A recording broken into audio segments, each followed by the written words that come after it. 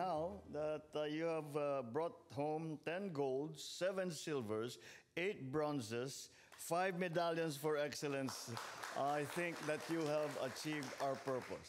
Now, we did very well, and we're all very proud of you because there is more to this than just a contest or just a competition between different countries in ASEAN.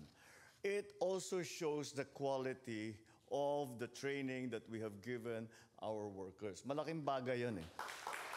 Para naman to encourage our competitors in this world skills competition, parang pasasalamat na rin sa inyo dahil you have made our reputation better.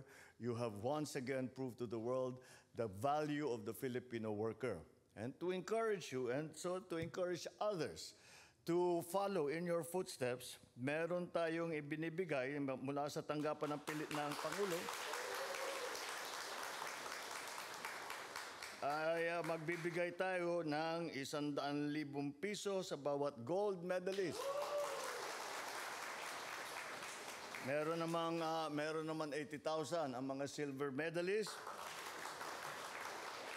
At merong 60,000 para sa mga nag-bronze.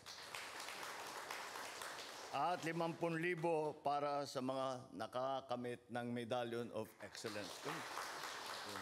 Ito ay dahil sa dekadang na ipinapakita ng ating mga manggagawa, dekada na ipakita ang ang inyong husay, ang inyong sipag, ang inyong galing.